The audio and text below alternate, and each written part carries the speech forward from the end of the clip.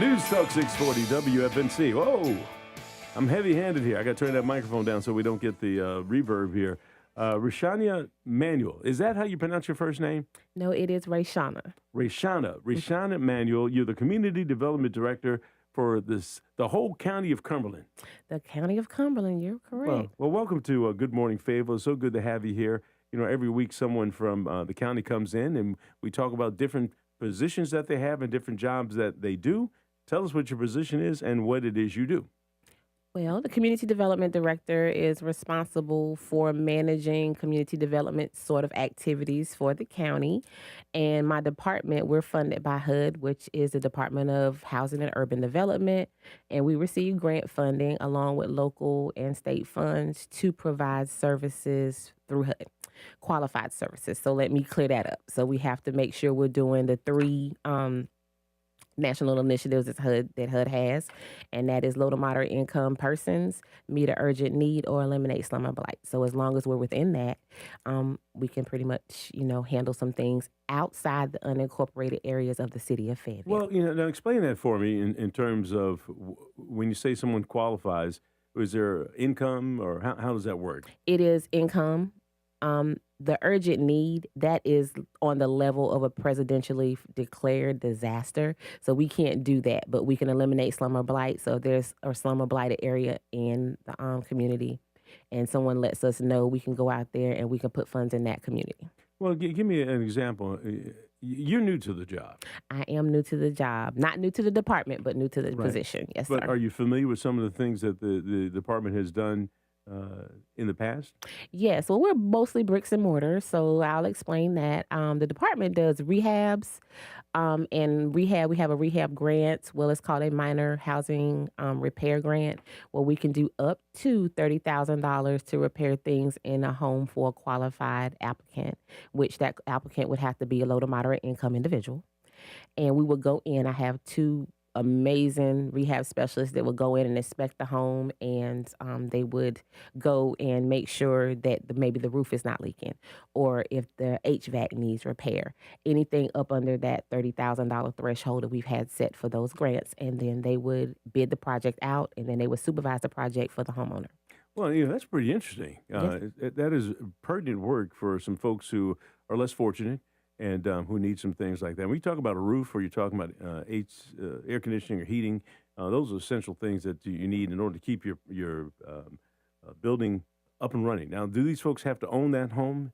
Or Yes. you can do it as a rental? It is a home ownership program, and we do a thing called a full, so we can take it down to the studs and build it back up as well. Same qualifications, but a little bit more detail for a full. But for those investor owners, we do have a rental rehab program as well. So those investor owners will go out into the community, find a home that they're interested in purchasing. They will come and do the application process with us, which is a little bit different for investor owners. And they can go purchase the house, and we would also give them the purchase price and the rehab money. But our rehab specialists will also go out and tell them what they had to do to bring it up to code, and they would have to agree to rent it to a low to moderate income family. Is that Section 8, or does it qualify that way, or what's the numbers in terms of what qualifies it? And if you don't know that off the top of your head, that's fine. But not the number that qualifies it, but it would be the low to moderate income table that's offered by HUD. So we go for this community, and what that whatever that table is, say for instance, and it goes by household size. And I think our table goes from like 1 to like a household size of 10 or maybe 10 plus. So for instance, a single person, it may be $35,000.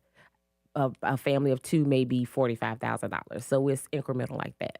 so in the course of the time that you've been here, how many families would you say your department has helped? Ooh, for us, where our goal is to do 22 rehabs a year, 11 per rehab specialist. And, some years we can meet that, some years we cannot. But in a 5-year, which is according to our comp plan, which is our 5-year consolidated plan, we are supposed to do 100. So we have gotten really, really close. I know 1 year, definitely we did hit that mark of 100. But during the course of the time, so I would guess, I'm babbling, but I think we probably did maybe Well, I don't want you to guess. 300. Oh, in terms of, 400 homes, yeah. well, now, this is a two-way thing here, I think. Is it something that the county goes out and says, looks like this home may need some help, or do people have to come to you and say, I think I need some help? It goes both ways. If they hear about the program, they can call us to get more information. Or if our rehab specialists are out in the community or we are out in the community and we pass on that information, somebody could pass it along. Or, they could see it online on the county website when that stuff is posted on Facebook or any information or any of our outreach. So we're not hard to find. And is this something that doesn't matter if you're married or not married? A married couple could do this, or do you have to be single? How's that work? It is low to moderate income. If your household qualifies, then you are eligible for the program. So it doesn't matter if two people have incomes Two coming in, people have but income, it does count. right. So, but there's still, is there a different threshold for married couples as opposed to a single individual in terms of what the threshold is in terms of how much money they can't make? Yes, sir. So if it's by household size. So the income goes by household size. So if it's one person or 10 people, and it incrementally adjusts for the household size. So if they're married and it's two people, we count the income, they come in under that threshold. And I use the example of 45 because I do not know what the income their threshold is. But if they fall up under that 45,000, then they're qualified for the program. But the best way to find out is to come in, do an application, and we look at all sources of income. There's some sources that we cannot count, but they go over that with you when you come in for your appointment.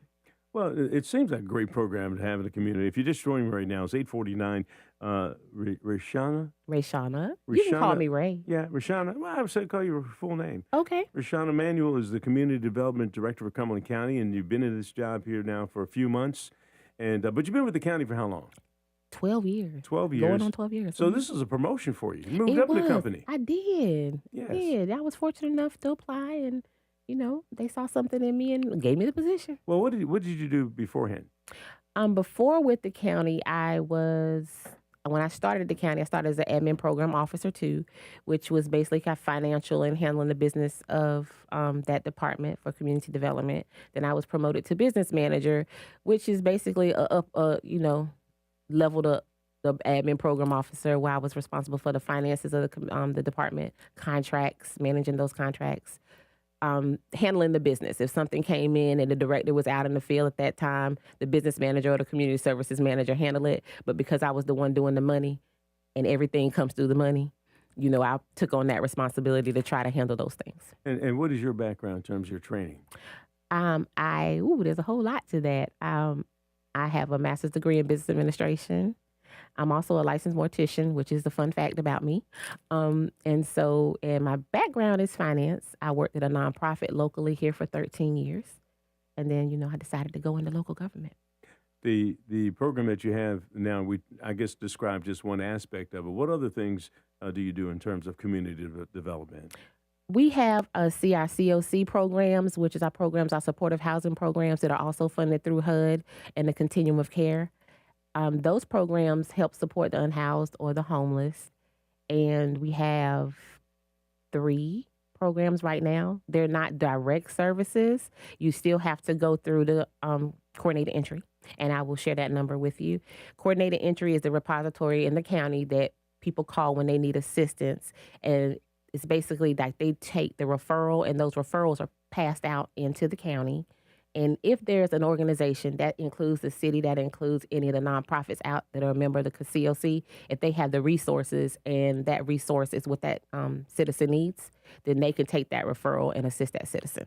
So for us, some examples of that would be if they need rental assistance, which we call that, rapid rehousing. There's rental assistance, there's food and clothing assistance, there's medical.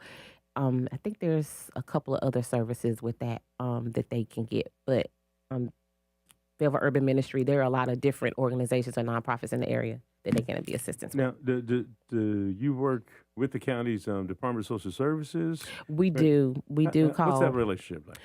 That relationship is really good and it's getting better. Sometimes there are situations where a child may be involved or family may be involved that we do not have the information over at Cumberland County.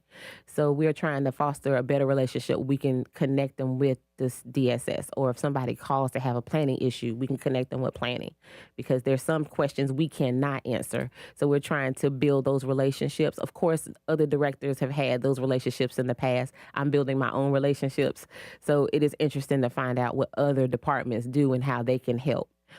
Soil and water, I found out on the community development road tour when we go out in the county, sometimes they need water resources or they've already been in contact. So if they're telling me, I can go talk to the soil and water director and see if I can get some assistance and make that referral for them. So I'm trying to build that stronger capacity with our department to make sure we're reaching out. The funding you say is grant based. Do you have to write a grant every year in order to get refunded, or how does that work?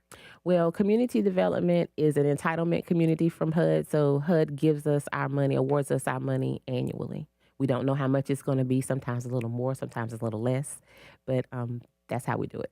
Now you're the director. Do you have a staff that works with you? I do. I have a fabulous staff. I actually call them my party people instead of calling them my team because they go to the limit every day trying to help the citizens and the community, the rehab staff, the COC staff, which is a new branch of my program. And then we have our social workers that work there, my admin team. They're strong. They keep me on point. She actually texted me this morning to let me know, I was in the right spot. So I love the party people. Well, in addition, you have some great things that you bring out. The CD swag. What's this? This is CD swag? The CD swag. Yeah, this is neat here. This is good stuff here. I like the zinc pen because you just take the zinc pen and put it on your the top of it on your thing, your phone, and it takes you to your website. Correct. Yeah. And then you can leave the community development page and go to the county website. So I think it's better than a business card.